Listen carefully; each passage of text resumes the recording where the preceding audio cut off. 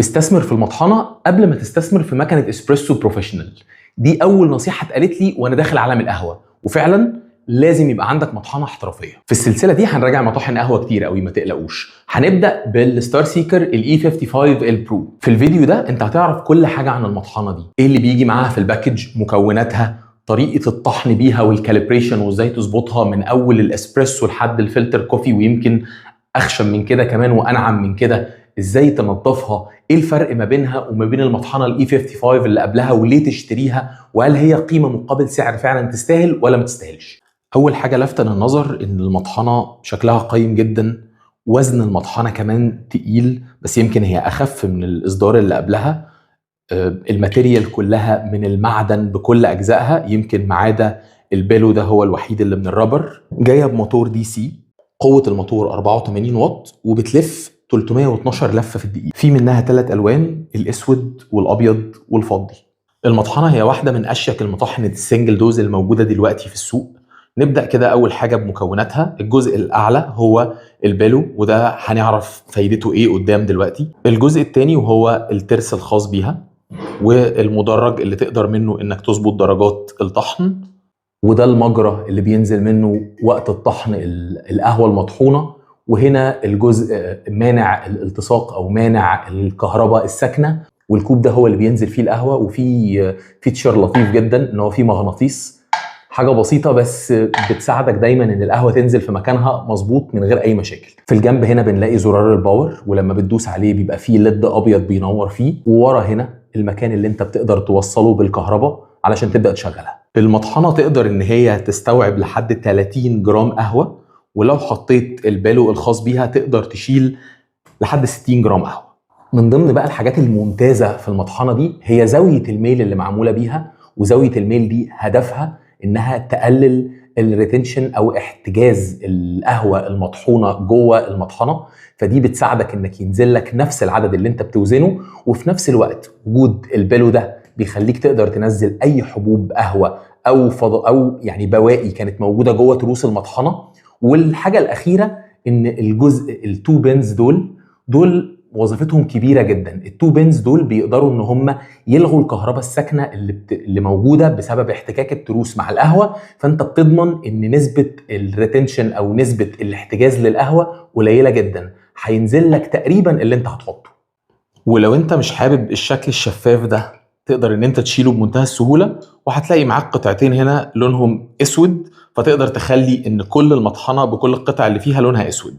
من الحاجات كمان اللي عجبتني في التعديل للمطحنه دي ان هم لما جم يعملوا الكوبايه اللي انت بتطحن فيها عملوها انها بتفت 100% للباسكت ال 58، فانت مش هيبقى عندك اي مشكله خالص في حته نقل القهوه المطحونه للبورتا فلتر بتاعك. فك المطحنه من فوق وقت التنظيف سهل جدا، انت بتشيل البالو ده. وبالمناسبه الجزء اللي خاص بالبالو ده انت ممكن اصلا تفتحه من هنا وتستغنى عنه لو انت حابب، بس طبعا يستحسن انك تفضل تخليه موجود. وعلشان تفك الترس انت بتبدا ان انت تحرك الجزء الخاص بتدريج الشحن اكنه قلاووز بالظبط، لحد ما يبدا ان هو يطلع معاك من المطحنه.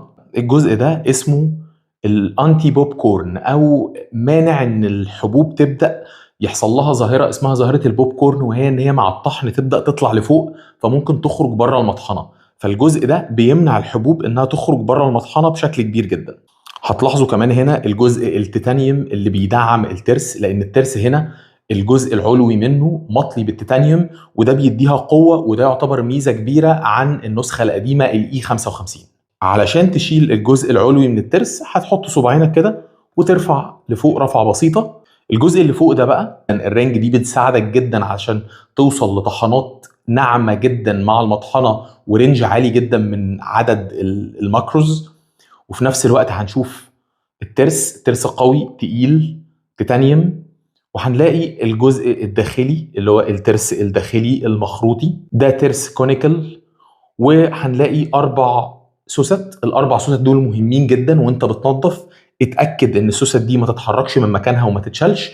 وبالمناسبه هو مديك مع المطحنه فرشه للتنظيف، ومديك سوست اضافيه عشان لو اي سوسته من دول فقدت تقدر ان انت تغيرها، لان هي دي اللي بتتحكم في درجات طحن المطحنه. عايز ترجع كل حاجه لمكانها بمنتهى البساطه هترجع الترس مكانه، هتلاقي فيه 4 زوايا بينزلوا على ال4 سوست، وبتاخد الجزء الثاني العلوي اللي انت فكيته وبتبدا تربطه بمنتهى البساطه. وطبعا من الفروقات الكبيره ما بينها وما بين الاي 55 ان الاي 55 برو اللي هي النسخه اللي معانا النهارده الترس بتاعها زي ما احنا قلنا مطلي بالتيتانيوم، ترس اقوى.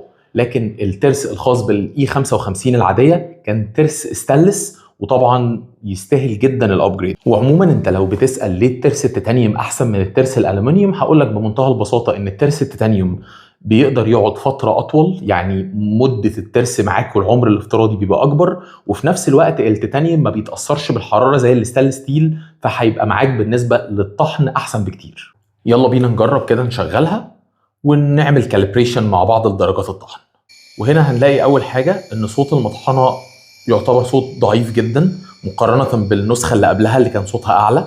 هنبدا نمشي كده ونروح ناحيه الصفر، ولازم تبقى عارف ان الصفر هنا مش هو الصفر البدايه.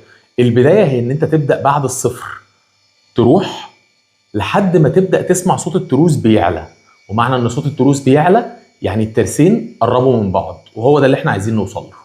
المطحنه هنا اتقل شويه من الاي 55، ودي ميزه هم عدلوها، لان في الاي 55 العاديه كان ممكن درجات الطحن تتغير لسهوله قوي الجزء ده، لكن هنا هم خلوه اتقل شويه. اسمعوا كده معايا، خلاص احنا قربنا نخش على ان الترسين يقربوا من بعض. اسمعوا الصوت كده، خلاص كده دي انعم درجه. من هنا ابدا ارجع تاني للصفر كده، ده يعتبر هو الصفر الحقيقي للمطحنه. احنا بقى عايزين نبدا نجرب اول حاجه نعمل بيها شوت اسبريسو وطحنه اسبريسو ونشوف شكل الطحنه عامله ازاي.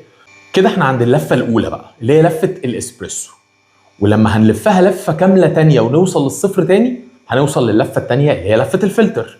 لفه الاسبريسو دي بتبدا من 35 او من 30 لحد 45، فاحنا خلونا نرجع لحد نبدا من ال30 مع بعض ونشوف شكل الطحن في ال30 هيبقى عامل ازاي، لان احنا هنستخدمها مع الفلير 58، فاحنا محتاجين طحنه ناعمه. ميزه تانية موجوده هنا في المطحنه ان المطحنه دي من المطاحن الستيبلس. يعني ايه ستيبلس؟ المطاحن في منها مطاحن اسمها ستيب، ودي لما انت بتيجي تحرك المؤشر الخاص بالطحن بتسمع ما بين كل درجه والتانيه تكه، فالتكه دي بتجبرك ان انت ما ينفعش تقف ما بين درجتين. لكن انت هنا عندك 100 درجه كامله في لفه و100 درجه كامله تانيه في لفه، ده غير ان انت تقدر تقف ما بين اي درجتين، فده بيعتبر من اكتر المطاحن اللي بتديك وايد رينج جدا في درجات الطحن. كده احنا معانا 20 جرام بالظبط، وانا بحب دايما لما اجي اطحن على اي مطحنه ان انا اشغلها في الاول وبعدين اعمل حاجه اسمها سلو فيدنج. السلو فيدنج ده يعني ايه؟ يعني ان انا ابدا اديها القهوه على مهلها جدا، ما اديهاش القهوه كلها مره واحده عشان ما يحصلش تراكم للقهوه او لحبوب القهوه على الترس. طبعا انتوا اكيد شايفين معايا فلو الطحن عامل ازاي. الفلو ناعم جدا وسريع جدا، ما استخدمتش البخاخه علشان اشوف الريتنشن هيبقى عامل ازاي. انا فلو الطحن بالنسبه لي ممتاز لحد دلوقتي. هو ده الانتي بوب كورن اللي انا بكلمكم عليه، الحبوب ما بتخرجش براها. اخر حاجه هنعملها هنركب البيلو ونبدا نشوف اخر دفعه قهوه هتبدا تنزل، ونضغط بايدينا كده عشان نتاكد ان احنا خرجنا كل حاجه. خلاص كده صوت المطحنه واطي جدا، البيلو ما بيخرجش اي حاجه تاني، والتو بنز اللي بيمنعوا الكهرباء الساكنه او بيمنعوا الالتصاق شغالين زي الفل. انا كده شايف. تعالوا بقى نوزن اللي طلع ده ونشوف كميته قد ايه بالظبط. طلع منها 19.9. انا بستخدم الفلير 58 اللي بتحتاج طحنه ناعمه جدا جدا زي ما انتم عارفين عشان نشوف كفاءه المطحنه عامله كده. انا بالنسبه لي استخلاص سليم جدا جدا من الفلير. قوام كعاده المطاحن المخروطيه الكونيكال بيبقى قوام تقيل متوسط، اعلى من المتوسط وتقيل، وفي نفس الوقت بتقدر تاخد منه ابراز جامد جدا للنكهات. حمضيه بتبقى متوسطه، سكريات تقدر ان انت تحس بيها مع مراره مقبوله. نشوف كده شكل الشوت مع بعض. لا، شوت شكله ممتاز، قوام الشوت تقيل فعلا. انا عايز اقول لكم انا معجب جدا بشكل الشوت وعمال اصوره لكم قبل ما ادوقه. قوام تقيل، ابراز جامد جدا للنكهات من المحصول ده، لان السلفادور ده انا جربته اكتر من مره باكتر من مطحنه من المطاحن اللي عندي. ف ستار سيكر اجتازت الاختبار مع الاسبريسو من اول محاوله. علشان تبدا تعمل فلتر انت كده زي ما اتفقنا في اللفه الاولى دي كلها اسبريسو. طيب الفلتر هنعمل ايه؟ هنبدا نرجع تاني باللفه لحد ما نوصل للصفر. اول حاجه الفلتر بيبدا من اول 10، فمن 10 لحد 25 انت بتتكلم هنا على درجات الفلتر البارد.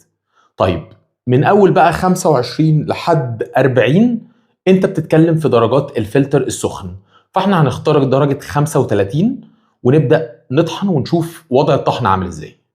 هنطحن 15 جرام وهنعملهم برضو سلو فيدنج على قد ما نقدر.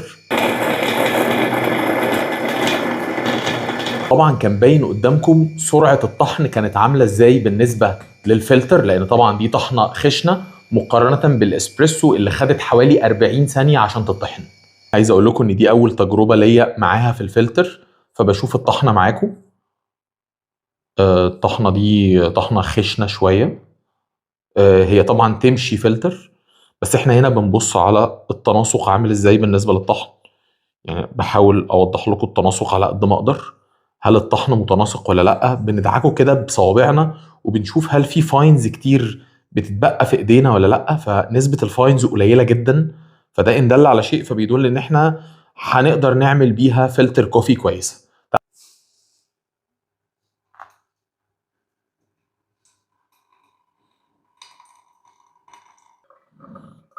الطبيعي لو في فاينز كتير هتلاقوا كل الفلتر من اوله لاخره بنفس المنظر ده، لكن كده المطحنه بنسبه كبيره متناسقه.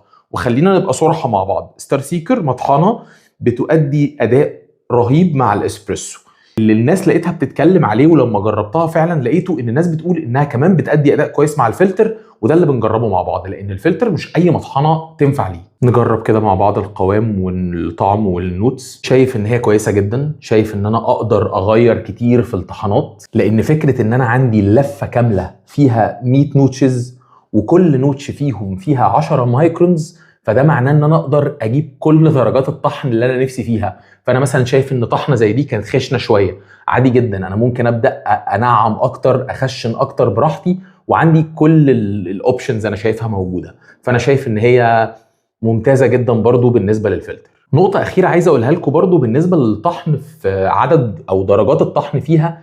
في ناس كتير قالت انها توصل للتركي، وشفت ناس جربت انها تنعم الطحنه جدا وتوصل بيها لحد التركي. فانا دايما بنصح اي حد بيستخدم مطحنه منزليه او مطحنه سنجل دوز ما تجربش بيها تركي، لان انت هتجيب تركي بس هتاذي التروس بتاعتك على المدى الطويل. جينا للجزء الاخير بقى، الزتونه اشتريها ولا ما اشتريهاش؟ مبدئيا كده كقيمه مقابل سعر، انا شايف ان مطحنه ستار سيكر الاي 55 برو هي صفقه ليه؟ رقم واحد، المطحنه دي بتعمل نفس الوظيفه ويمكن بنفس الطريقه اللي بيعملها مطاحن اغلى منها بكتير. النقطه الثانيه، الماتيريال بتاعتها قويه جدا وتروسها تيتانيوم، وعندها وايد رينج من عدد المايكروز والطحنات، فانت تقدر تجيب بيها كل الدرجات من اول الكولد برو لحد الاسبريسو. ومش بس كده، انت تقدر تجيب كل درجات الاسبريسو حتى مع الماكينات الاحترافيه والماكينات اللي عايزه درجات ناعمه قوي.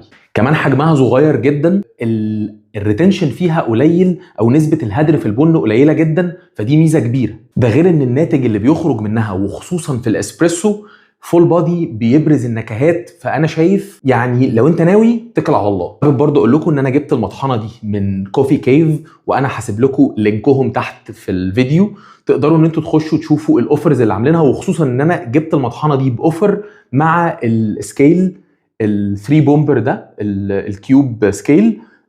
شوفوا لو الاوفر ده لسه موجود، ده كان اوفر ممتاز جدا برضو. كده احنا وصلنا لنهايه الحلقه دي في السلسله. استنوني ان شاء الله في الحلقه الجايه هنجيب مطحنه جديده ونعمل لها مراجعه كامله.